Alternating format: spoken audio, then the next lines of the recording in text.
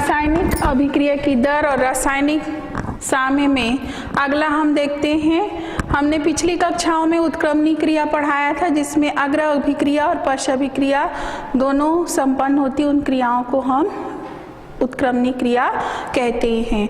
उत्क्रमणीय अभिक्रियाओं में ही साम्य अवस्था देखने को मिलता है। रासायनिक साम्य किसे कहते हैं? रासायनिक साम्य या साम्य अवस्था का मतलब होता है, मान लीजिए कोई क्रिया है ए बी, आपस में क्रिया करके सी और डी बना रहे हैं। सी डी पश्च क्रिया किया, अग्र क्रिया हुई तो सी डी बना, सी और डी उत्पाद बने। पश्च अभिक्रिया में आपका ए और बी पुनः बन रहा है, तो इस क्रिया को हम उत्क्रमणीय क्रिया कहेंगे। उत्क्रमणीय क्रिया है, इसमें हमको रासायनिक साम्य देखने को मिलता है। उत्क्रमणीय क्रियाओं में ही हमको रासायनिक साम्य देखने को मिलता है। रासायनिक साम्य का मतलब होता है एक अवस्था ऐसी आती है, चूंकि दोनों क्रियाएं है, एक का क्रिया का वेग शुरू में अगर हम एक ग्राफ से दर्शाते हैं, एक्स अक्ष पर हम समय को लेते हैं, वाई अक्ष पर हम क्रिया के वेग को लेते हैं, तो अग्र अभिक्रिया का वेग शुरू में ए और बी क्रिया कारक जब शून्य समय होगा तो अग्र अभिक्रिया का वेग अधिकतम होगा। धीरे धीरे क्रिया कारक की मात्रा कम होने से अग्र अभिक्रिया का वेग कम होगा। शुरू में अग्र अभिक्रिया का वेग अधिक होता है, जैसे जैसे क्रिया कारक कम होते जाते हैं अग्र अभिक्रिया का वेग कम होता जाता है। अगर हम अग्र अभिक्रिया को दर्शाएं तो ए धन बी सी धन डी बना रही है अग्र अभिक्रिया है।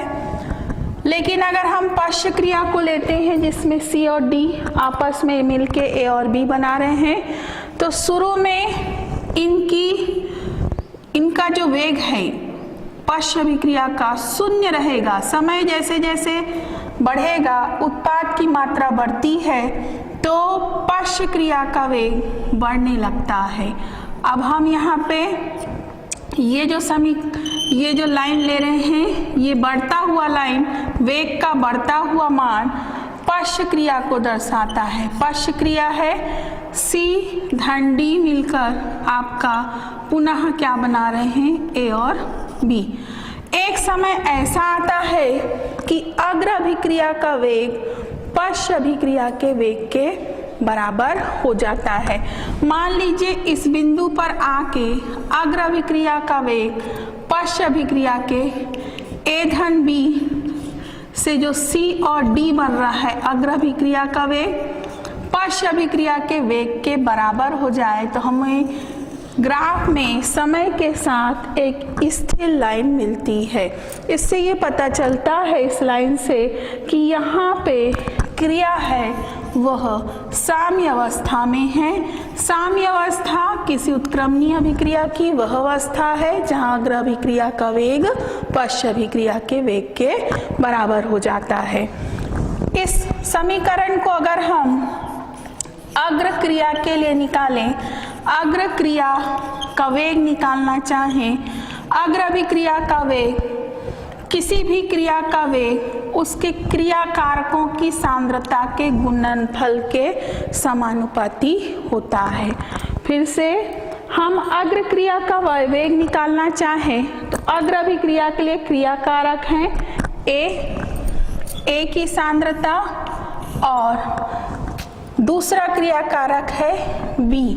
अग्र अभिक्रिया का वेग उसके क्रिया कारक ए की सांद्रता और बी की सांद्रता के गुणनफल के समानुपाती है। मान लीजिए अग्र अभिक्रिया के वेग को हम R1 से प्रदर्शित करते हैं। R1 बराबर अग्र अभिक्रिया का वेग समानुपाती होगा ए की सांद्रता गुणित बी की सांद्रता। समानुपाती चिन्ह हटाते हैं तो अग्र अभिक्रिया का वेग बराबर समानुपाती चिन्ह हटाया, स्थिरांक लगाया जिसको हम समानुपाती स्थिरांक K1 कहेंगे अग्र अभिक्रिया के लिए, समानुपाती स्थिरांक गुणित A की सांद्रता गुणित B की सांद्रता। फिर से अग्र अभिक्रिया का वेग A की सांद्रता क्रिया कारक B की सांद्रता के गुणनफल के समानुपाती होगा। वेग को R1 से प्रदर्शित किया। हम A और B की सांद्रता के जो समानुपाती चिन्ह है उसको हटा के यहाँ पे लेते हैं समानुपाती स्थिरांक K1। उसी तरह से अब हम पश्च अभिक्रिया के लिए लें। पश्च अभिक्रिया का वेग, पश्च अभिक्रिया का वेग, अब पश्च अभिक्रिया के लिए क्रिया कारक C और क्या हो गए हैं D, तो क्रिया कारक C की सांद्रता गुणित क्रिया कारक D की सांद्रता पर पश्च अभिक्रिया का वेग प्रभावित होगा। अगर हम पश्च अभिक्रिया के वेग को R2 से प्रदर्शित करते हैं, अग्र को हमने R1 से प्रदर्शित किया, पश्च को R2 से, तो पश्च अभिक्रिया का वेग समानुपाती होगा C की सांद्रता गुणित D की सांद्रता। यहाँ पे हम R2 बराबर समानुपाती चिन्ह को हटाते हैं, स्थिरांक समानुपाती स्थिरांक लगाते हैं पश्च क्रिया के लिए K2 C की सांद्रता गुणित D की सांद्रता।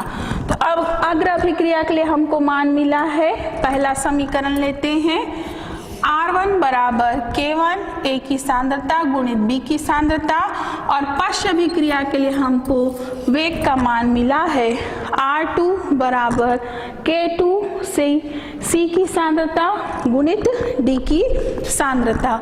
हमको मालूम है कि जब क्रिया साम्यावस्था में रहती है तो R1 बराबर क्या हो जाता है R2। जब क्रिया में कौन सी क्रिया है, यह उत्क्रमणी क्रिया जो होती है उसमें जब साम्य अवस्था होता है तो साम्य अवस्था में अग्र अभिक्रिया का वेग पश्च अभिक्रिया के वेग के बराबर हो जाता है। R1 का मान R2 के बराबर हो जाता है। अब हम R1 का मान समीकरण 1 और समीकरण 2 से R1 और R2 का मान रखते हैं।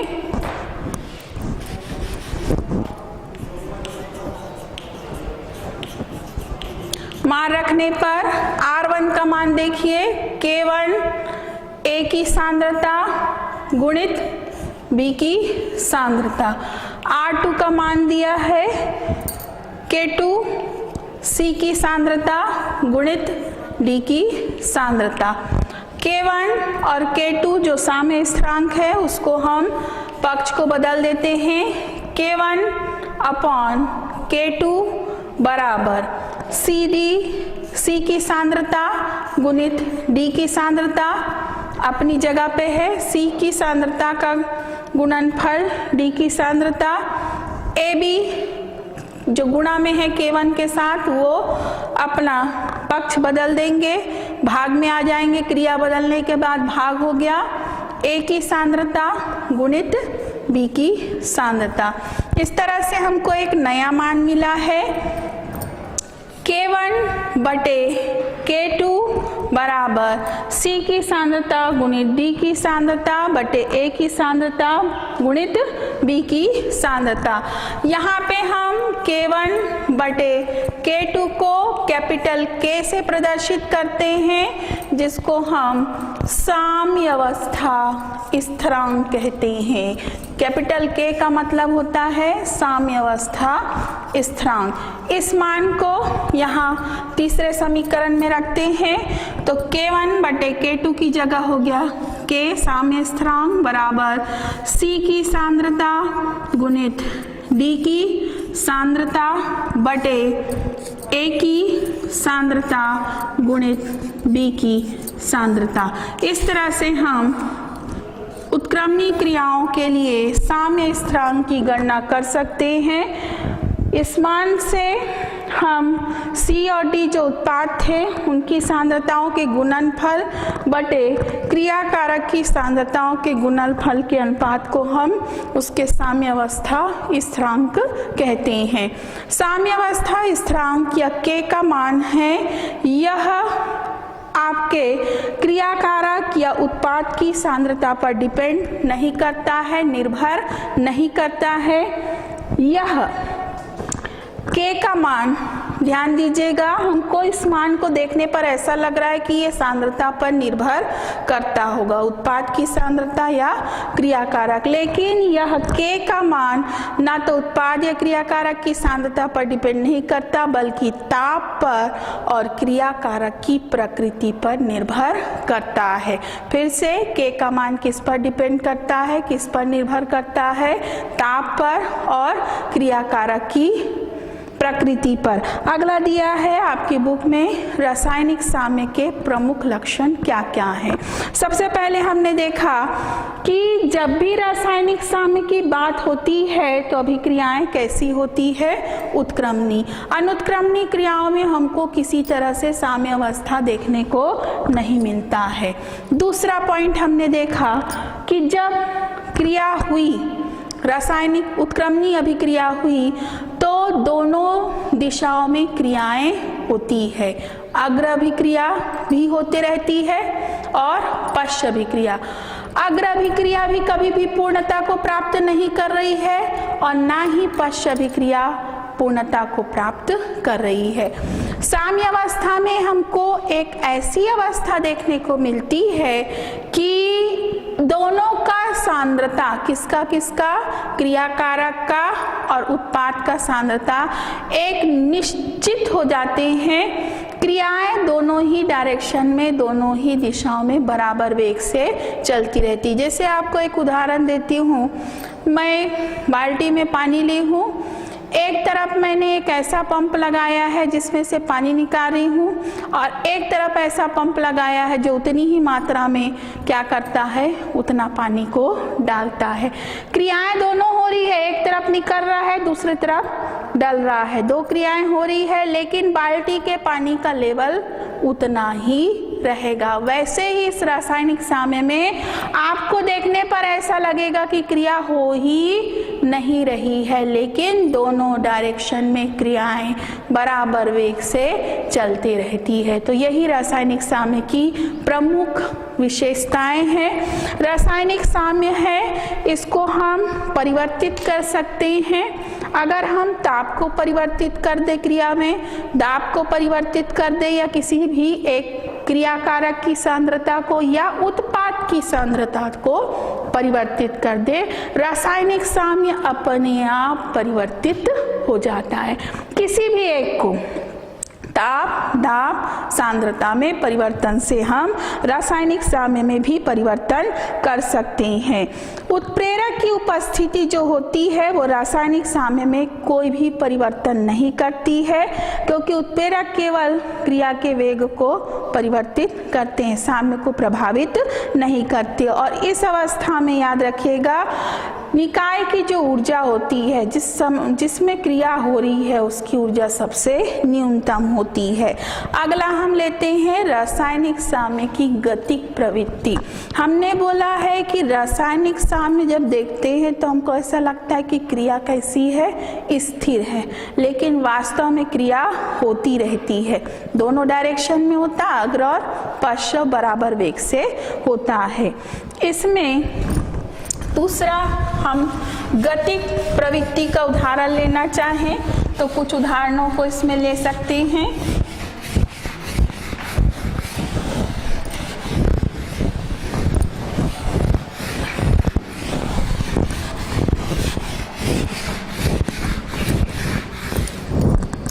पहला लेते हैं फेरिक क्लोराइड को हमने लिया।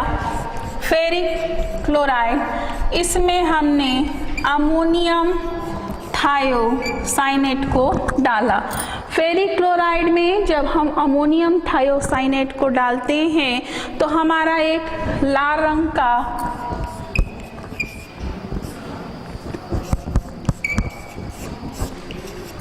विलयन प्राप्त होता है। फिर से देख लीजिए, जब हम फेरिक क्लोराइड में अमोनियम थायोसाइनेट के विलयन को डालते हैं तो फेरिक थायोसाइनेट का लाल रंग का एक विलयन मिलता है। कौन से रंग का? लाल रंग का। और हमको बचा क्या क्या? अमोनियम और क्लोराइड। इसकी संख्या 3 है, इसकी संख्या 1 है। यहाँ पे भी देखिए CNS की संख्या 3 है, तो हम यहाँ सामने में लगा सकते हैं 3। समीकरण आपका संतुलित है। फेरिक क्लोराइड में जब अमोनियम थायोसाइनेट को डाला जाता है तो तुरंत हमको क्या मिलता है? लाल रंग मिलता है। लेकिन ये क्रिया उत्क्रमणीय है।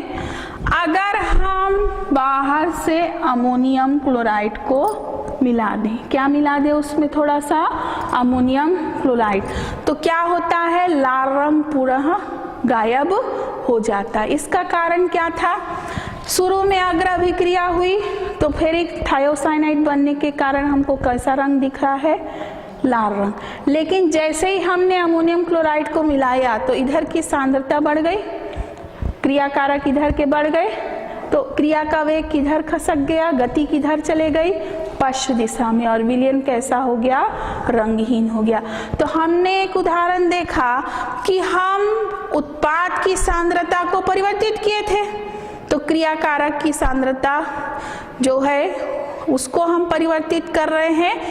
तो उत्पाद की सांद्रता को परिवर्तित करने या क्रियाकारक की सांद्रता परिवर्तित करने से साम्य है उसकी दिशा बदल जाती है।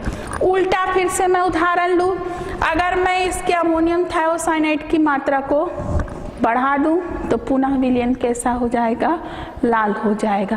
कहने का मतलब हम किसी की सांद्रता को परिवर्तित करके साम्य को क्या कर सकते हैं? अग्र दिशा में या पश्चिम दिशा में ले जा सकते हैं। अगला एक उदाहरण आपके पुस्तक में दिया है, जिसमें हम एक उदाहरण लिए हैं कि जैसे कैडमियम क्लोराइड को लिया हमने। कैडमियम क्लोराइड है, इसमें हम हाइड्रोजन सल्फाइड गैस को भेजते हैं। जब हाइड्रोजन सल्फाइड गैस को भेजते हैं तो यहाँ पे पहला मिलता है कैडमियम सल्फाइड का पीला उच्छेद। क्या मिलता है हमको? Cadmium sulphide. क्या बोला मैंने? ड, सल्फाइड का पीला उच्छेद, और हमको मिलता है HCl।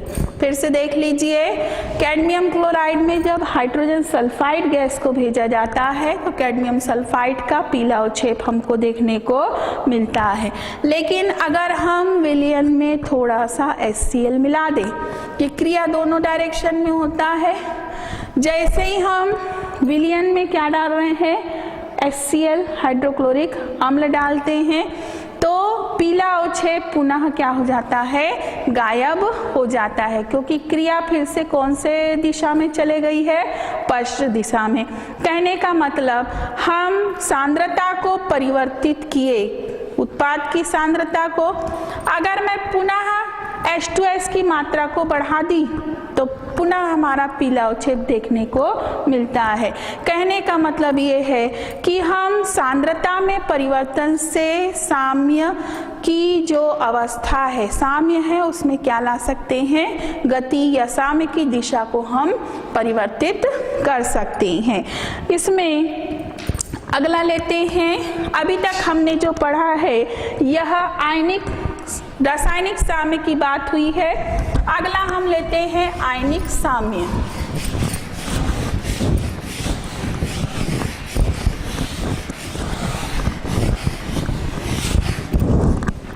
अगला हमारा टॉपिक है आयनिक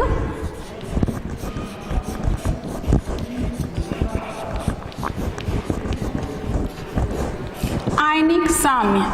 अभी तक हमने रासायनिक साम्य से ये कहा, जब क्रियाकारक उत्पाद बनाए और उत्क्रमणीय क्रिया हुई तो अग्र अभिक्रिया का वेग जब पश्च अभिक्रिया के वेग के बराबर किसी रासायनिक क्रिया में होता है तो उसको हम क्या कहते हैं? रासायनिक साम्य। जहां आयनिक साम्य की बात होती है तो ये आप याद रखेंगे, जब कोई आयनिक पदार्थ अपने आयनों के साथ साम्य अवस्था में रहता है तो उसे हम क्या कहते हैं? आयनिक साम्य। उदाहरण के लिए आयनिक साम्य के लिए मान लीजिए हमने एक आयनिक यौगिक को लिया है, सोडियम क्लोराइड को। सोडियम क्लोराइड एक आयनिक यौगिक है। सोडियम जब वियोजित होता है तो वियोजन के बाद वह दो आयन देता है, पहला सोडियम धन आयन और दूसरा देता है क्लोराइड। मैंने क्लोरीन नहीं कहा, ध्यान देंगे आप, मैंने क्या कहा है इसे? पहले को बोला सोडियम आयन, दूसरे को मैंने कहा है क्लोराइड आयन। जब ये दोनों धनावेश और ऋणावेश है, क्या विपरीत आवेश स्थिर रह सकते हैं क्या? दोनों में क्या होगा? फिर प्रबल आकर्षण होगा। कुछ देर बाद विपरीत पश्च अभिक्रिया भी होगी, धन आयन ऋण आयन आपस में मिलेंगे तो इनका क्या होगा? संयोजन होगा। वियोजन को हम अग्र अभिक्रिया लेते हैं, संयोजन को हम कौन सी अभिक्रिया लेते हैं? पश्च अभिक्रिया। एक समय ऐसा आएगा कि NaCl है वो टूटते जाएगा और Na+ और Cl- है वो आपस में जुड़कर क्या बनाते जाएंगे? NaCl। दोनों क्रियाएं साथ साथ होते रहेगी। NaCl है वो टूटेगा, Na+ और Cl- बनाएगा, Na+ और Cl- भी आपस में जुड़कर क्या होंगे? NaCl बनाएंगे। एक समय ऐसा आएगा जहां संयोजन की दर और वियोजन की दर कैसा हो जाएगा? बराबर हो जाएगा, साम्य अवस्था आ जाएगी। तो उसी साम्य अवस्था को हम इसे इस क्रिया के लिए कौन सा साम कहेंगे? आयनिक साम्य। यहाँ पे हम लेते हैं पहला वियोजन की दर। वियोजन किसका हो रहा है? NaCl का। तो वियोजन की दर किसके समानुपाती होगी? NaCl की सांद्रता के समानुपाती। फिर से अग्र अभिक्रिया वियोजन की दर NaCl के सांद्रता के समानुपाती होगा। अगर वियोजन की दर को हम R1 से प्रदर्शित करते हैं, समानुपाती क्या हो जाएगा आपका? NaCl की सांद्रता। NaCl R1 या वियोजन की दर बराबर, समानुपाती चिन्ह को हटाया, समानुपाती स्थिरांक लगाया K1 और क्या ले लिया हमने? NaCl की सांद्रता। ये हमारा पहला समीकरण है। अब हम दूसरा समीकरण लेते हैं, किसके लिए? संयोजन की दर। संयोजन की दर जो कि पश्च क्रिया है, फिर से देखिए Na+ Cl- आपस में मिलकर NaCl बनाएंगे। तो अब पश्च क्रिया के लिए क्रियाकारक कौन कौन हो गया? Na+ और Cl-। इसमें पश्च क्रिया के संयोजन की दर लेते हैं। आपका Na+ समानुपाती Na+ की सांद्रता गुणित Cl- की सांद्रता। इस मान को फिर से हम लेते हैं R2 बराबर K2 Na+ की सांद्रता Cl- की सांद्रता। इसमें जब आयनिक साम्य अवस्था हो तो उस समय अग्र अभिक्रिया R1 पश्च अभिक्रिया दोनों के वेग क्या हो जाएंगे? बराबर हो जाएंगे। R1 बराबर R2। उस समय इस मान को फिर से रखेंगे। K1 NaCl की सांद्रता बराबर K2 Na+ की सांद्रता गुणित Cl- की सांद्रता। K1 बटे K2 को हम आयनिक साम्य ले सकते हैं। NaCl की सांद्रता बटे Na+ की सांद्रता गुणित Cl- की सांद्रता। धन्यवाद।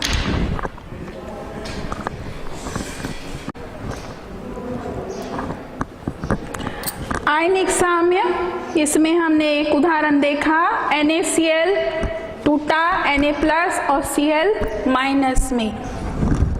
इसमें वियोजन की दर समानुपाती है NaCl की सांद्रता।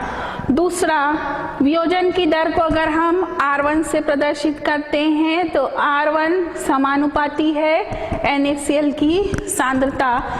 R1 बराबर समानुपाती चिन्ह लगाया K1 NaCl की सांद्रता। संयोजन की दर को देखते हैं तो विपरीत क्रिया है ये, पश्च क्रिया, तो हम लेते हैं R2 बराबर संयोजन की दर समानुपाती सोडियम का सांद्रण गुणित क्लोराइड का सांद्रण। R2 बराबर K2 Na+ की सांद्रता गुणित Cl- की सांद्रता। जब आयनिक साम्य अवस्था होती है तो अग्राभिक्रिया, पहला समीकरण हमारा ये था, दूसरा समीकरण हमारा ये है। अग्राभिक्रिया का वेग पश्च अभिक्रिया के वेग के बराबर हो जाता है। R1 का मान किसके बराबर हो जाएगा? R2। समीकरण पहला का मान रखे, R1 की जगह हमने रखा K1 NaCl की सांद्रता। दूसरा, हम R2 की जगह मान रखते हैं K2 Na+ की सांद्रता गुणित Cl- की सांद्रता। हम पक्ष को बदल देते हैं, K1 अपॉन गुणा में है वो भाग में आ गया क्रिया, K1 बटे K2। इस K1 बटे K2 की जगह हम कैपिटल K का उपयोग करते हैं, जिसको अब यहाँ पे रासायनिक साम्य स्थिरांक नहीं कहते, ये ध्यान देंगे आप। इस K को अब हम आयनिक साम्य स्थिरांक कहते हैं। हमने इसके पहले K जब रासायनिक साम्य अवस्था देखा था तो उस मान को K को क्या बोलते थे? रासायनिक साम्य अवस्था, रासायनिक साम्य स्थिरांक। लेकिन जहां आयनिक साम्य की बात होती है तो इसे हम रासायनिक साम्य स्थिरांक ना कह के आयनिक, फिर से सुन लीजिए, आयनिक साम्य स्थिरांक K का मान है आयनिक, K क्या है? आयनिक साम्य स्थिरांक।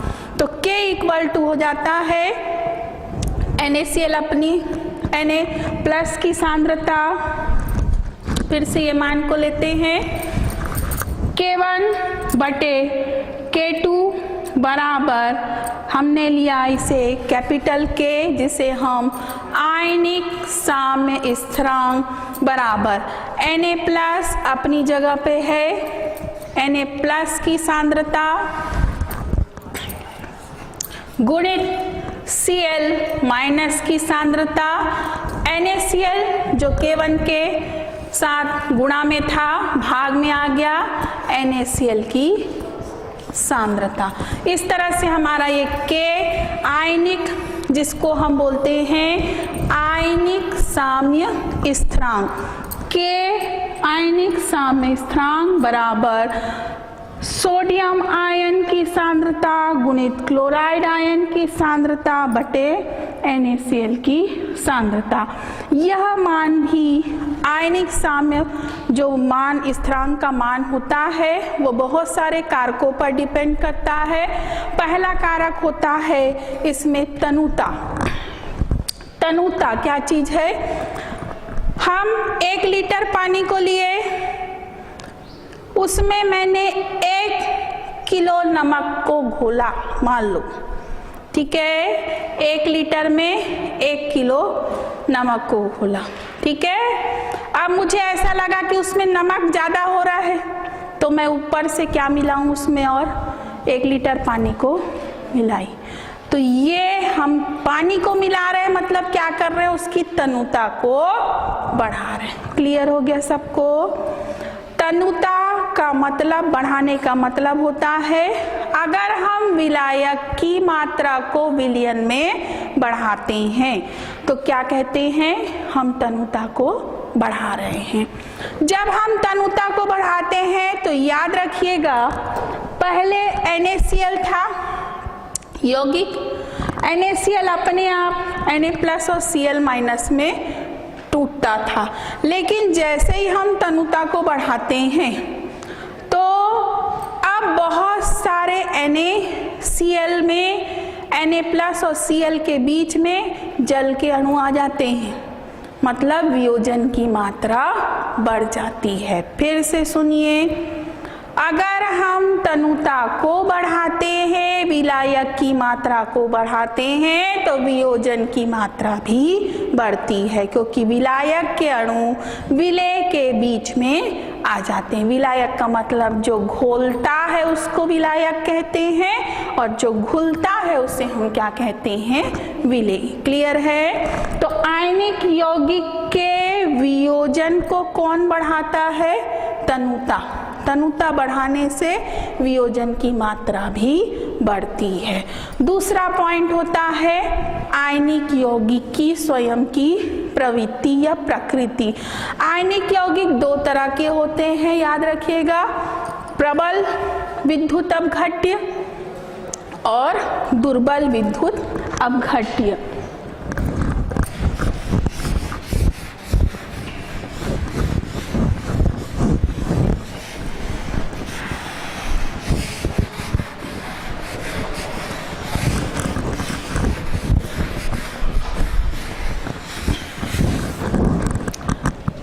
विद्युत आयनिक साम्य को प्रभावित करने वाले कारक, पहला हमने बताया क्या?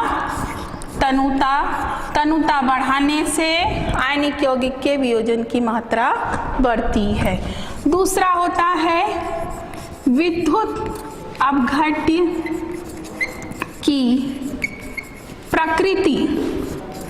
अब विद्युत अपघट्य दो तरह का होता है, प्रबल विद्युत अपघट्य और दुर्बल विद्युत अपघट्य। अब विद्युत अपघट्य किसे कहते हैं, इसे पहले सुनिए। कोई भी पदार्थ जो अपने आयनों में विभक्त हो सकता है, उसे हम क्या कहते हैं? विद्युत अपघट्य। दो तरह का होता है, प्रबल विद्युत अपघट्य और दुर्बल विद्युत अपघट्य। उदाहरण के लिए जैसे हम लेते हैं NaCl। NaCl टूटता है Na+Cl- में, इसके वियोजन की मात्रा बहुत अधिक होती है, मतलब अगर आप इसके 100 अणु लेंगे तो कम से कम 85% इनका वियोजन हो जाता है। उसी तरह से अगर हम HCl को उदाहरण लेते हैं, प्रबल विद्युत अपघट्य, तो ये भी टूटता है H+ और Cl, 100% ये टूट सकता है। तो ये दोनों कौन से उदाहरण हैं आपके? प्रबल विद्युत अपघट्य। उदाहरण दूसरा देखिए, दुर्बल विद्युत अपघट्य। जैसे हम लेते हैं एसिटिक अम्ल। एसिटिक अम्ल भी टूटता है, देता है एसीटेट आयन और H+। इसमें वियोजन अधिक होता है, इसलिए यह प्रबल विद्युत अपघट्य है। इसका वियोजन कम होता है, इसलिए यह कैसा विद्युत अपघट्य है? दुर्बल विद्युत अपघट्य। तो आयनिक साम्य को विद्युत अपघट्य की प्रकृति भी क्या करती है? प्रभावित करती है। अगर प्रबल विद्युत अपघट्य रहेगा तो वियोजन अधिक होगा, साम्य स्थिरांक परिवर्तित होता है। अगला पॉइंट है इसी में ताप। ताप भी वियोजन की मात्रा को बढ़ाती है। ताप बढ़ाने से, जैसे आप ठंडे पानी में नमक को घोलना चाहे, कम घुलेगा, लेकिन जैसे ही पानी को गर्म कर दिए तो और अधिक नमक को उसमें घोल सकते हो। क्यों नमक घुलता है? वो पानी के साथ नमक के आयन बना लेते हैं, Na+ और Cl-, पानी के द्वारा घेर लिए जाते हैं। तो याद रखेंगे, ताप बढ़ाने से भी वियोजन की मात्रा बढ़ती है, और इससे भी आपका किसका मान प्रभावित होता है? आयनिक साम्य का मान प्रभावित होगा। वियोजन बढ़ रहा है मतलब अग्राभिक्रिया बढ़ी है, पश्चाभिक्रिया का वेग कम हो रहा है। अगला लिया है इसमें चौथा पॉइंट, तीसरा लिया हमने क्या? ताप। चौथा बिंदु लेते हैं हम विलायक की प्रकृति।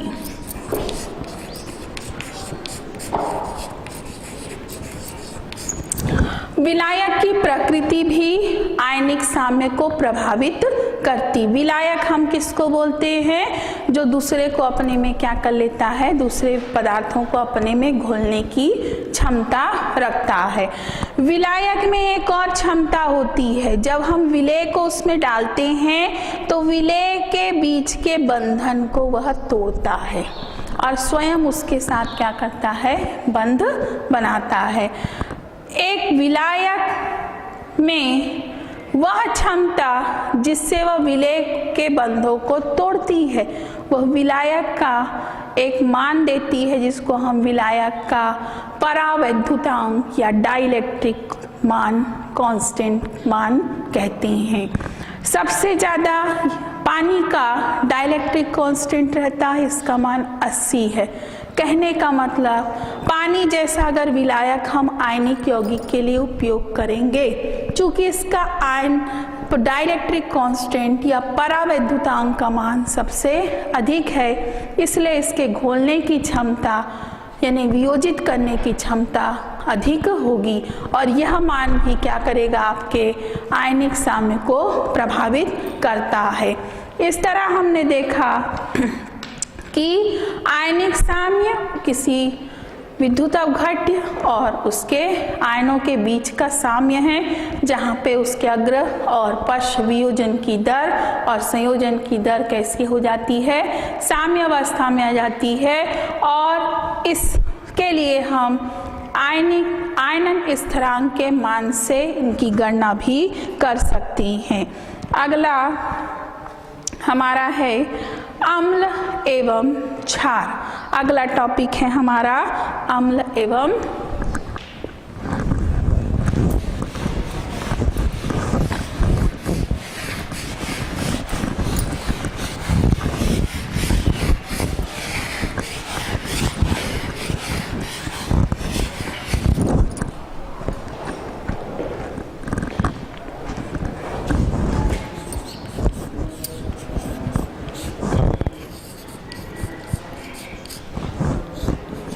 अम्ल और क्षार।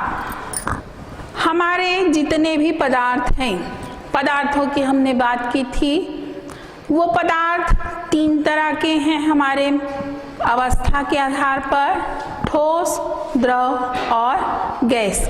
लेकिन पदार्थ का एक हम और वर्गीकरण कर सकते हैं, अम्ल, क्षार और उदासीन। अम्ल बहुत सारे पदार्थ होते हैं, वो अम्लीय नेचर के होते हैं। अम्ल से जनरली हमारे मन में विचार आता है, तो अम्ल कैसे बोलते हैं हम, स्वाद में कैसा होता है, खट्टा होता है। जैसे हम नींबू को उदाहरण लेते हैं, खट्टा होता है तो उसमें हम बोलते हैं सिट्रिक एसिड होता है। उसी तरह से हम दही को लेते हैं, दही भी खट्टा होता है, उसमें आपका लैक्टिक अम्ल पाया जाता है। तो अम्ल का अगर हम सोचते हैं तो पहले जो वैज्ञानिक थे उन्होंने परिभाषा ऐसे दी थी, जो स्वाद में क्या होते हैं, खट्टे होते हैं, उसको हम क्या कहते हैं, अम्ल कहते हैं। और जो क्षार में चिकने, जैसे आप सोडा को प्लेन खाएंगे तो चिकनाई युक्त होगा, या आपका कड़वा आपके चिकने, उसको हम क्या कहते हैं, क्षार कहते हैं। उदाहरण के लिए जैसे हम अम्ल लेते हैं, जैसे नींबू में लिया, सोडा, खाने का सोडा जो होता है या कपड़ा धोने का जो सोडा होता है, उसका गुण कैसा होता है, क्षारीय होता है। इन दोनों के आधार पर एक और वर्ग होता है जो ना अम्ल होता है और ना ही क्या होता है, क्षार होता है, जिसे हम क्या कहते हैं, उदासीन। उदासीन का मतलब होता है ना तो यह अम्लीय होता है और ना ही यह क्षारीय गुण को प्रदर्शित करता है। जैसे पानी, शुद्ध पानी जो होता है आपका, वह कैसा होता है, उदासीन होता है, ना वह अम्लीय होता है और ना ही क्षारीय। उसका pH मान होता है वह 7 होता है। इसी तरह से अम्ल और क्षार की और बहुत सारी परिभाषाएं दी है। जो अम्ल होता है वह नीले लिटमस को क्या करता है, लाल करता है। नीला रंग का एक लिटमस पेपर होता है। उस लिटमस पेपर में अगर आप किसी अम्ल को डुबाएंगे, अम्ल में उसको डुबाएंगे तो वो नीला लिटमस पेपर कैसे हो जाता है? लाल रंग का हो जाता है। अगर हमको क्षार को पहचानना है तो हम लाल रंग के लिटमस पेपर को डालेंगे तो वह कैसा रंग का हो जाएगा? नीला रंग का हो जाता है। आप अपने दैनिक जीवन में अपने आसपास कई तरह के अम्ल क्षार देखते हैं। जैसे आप इमली का रस लेते हैं, वह भी क्या है? अम्ल है। सिरका जिसको हम विनेगर कहते हैं, वह भी क्या है? एसिटिक अम्ल होता है। अमोनिया जो होता है, अमोनिया जिसको हम किस उदाहरण में ले सकते हैं? क्षार होता है। खाने का सोडा, कपड़ा धोने का सोडा है, ये भी हमारे किस उदाहरण में आता है? क्षार में। सोडियम हाइड्रोक्साइड NaOH, यह भी आपका क्या होता है? क्षार होता है। अम्ल और क्षार की बहुत सारी अवधारणाएं कई वैज्ञानिकों ने समय समय पर दी है। इसमें 3 अवधारणाएं हैं। पहला होता है आर्नियस का सिद्धांत, दूसरा होता है ब्रांस्टेड-लारी का सिद्धांत और तीसरा सिद्धांत है लुईस का सिद्धांत। अम्ल और क्षार की 3 परिभाषाएं 3 वैज्ञानिकों ने दी है, जिससे हम अम्ल और क्षार को पहचान सकते हैं। अगर उदासीन है तो अगर हम उसमें लिटमस पेपर डालेंगे, चाहे नीला लिटमस पेपर डालो तो लाल नहीं होगा, या लाल लिटमस पेपर डालते हैं तो वह नीला नहीं होगा। कहने का मतलब उसका pH मान 7 होता है। याद रखिएगा, किसी भी विलयन का pH मान अगर 7 है तो वह उदासीन होता है। 7 से कम है, 0, 1, 2, 3, 4, 5, 6.99 तक है तो वह अम्ल होगा, और 7.01 से 14 तक है pH मान तो वह कैसा नेचर का होता है? क्षारीय होता है। 7 से कम है तो अम्लीय होगा, pH 7 से अधिक होता है तो वह क्षारीय होता है, और 7 होता है विलयन का तो वह उदासीन होता है।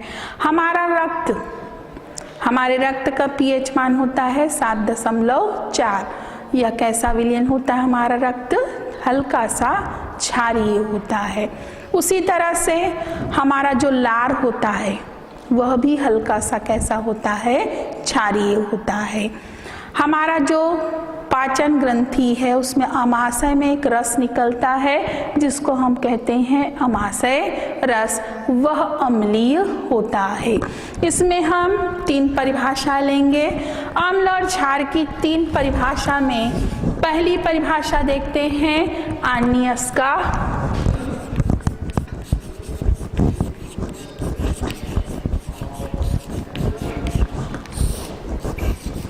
आर्नियस का सिद्धांत अम्ल और क्षार के लिए। आर्नियस ने कहा अम्ल क्या है? आर्नियस के अनुसार वे पदार्थ जो जलीय विलयन में हाइड्रोजन आयन देते हैं। क्या कहा? वे पदार्थ जो जलीय विलयन में हाइड्रोजन आयन, या इसी को हम बोलते हैं प्रोटॉन देते हैं, उसे अम्ल कहते हैं। उदाहरण लेते हैं, जैसे हम HCl को लेते हैं। HCl को अगर हम पानी में घोलते हैं तो हमारा विलयन बनता है H+ देगा ये। इस H+ को पानी लेगा। कौन लेगा? पानी। H+ निकलने के बाद पानी में चले गया, पानी ने बना लिया हाइड्रोनियम आयन H3O पॉजिटिव, और यहाँ क्लोरीन बचा जिसको हम लिख सकते हैं Cl- क्लोराइड आयन। इस HCl ने H+ पानी को दिया, इसलिए यह क्या है, Cl अम्ल है। उसी तरह से एक और उदाहरण अम्ल का ले सकते हैं। हमने लिया एसिडिक अम्ल। एसिडिक अम्ल भी टूटता है और H+ देता है। इस H+ को अगर पानी ले ले तो वह भी हाइड्रोनियम आयन बनाता है। तो ये दोनों उदाहरण, पहला हमारा हाइड्रोक्लोरिक अम्ल है और दूसरा अम्ल हमारा क्या है, एसिडिक अम्ल। दोनों कौन से आयन देते हैं, H+ या हाइड्रोजन आयन देते हैं, प्रोटॉन देते हैं, इसलिए यह क्या है, अम्ल है।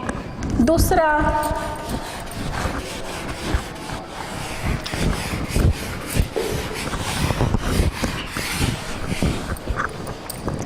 क्षार की परिभाषा लेते हैं। क्षार किसे कहते हैं, तो क्षार का परिभाषा लेते हैं तो हम बोले वे पदार्थ तो जो जलीय विलयन में, वे पदार्थ जो जलीय विलयन में hydroxyl ion OH- ion, hydroxyl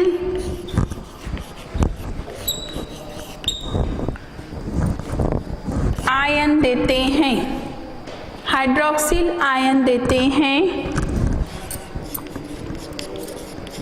वो क्षार है। उदाहरण के लिए NaOH, HCl आपका पानी से क्रिया करता है तो ये बनता है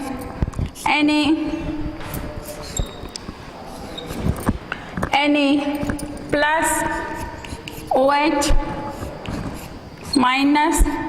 और जल।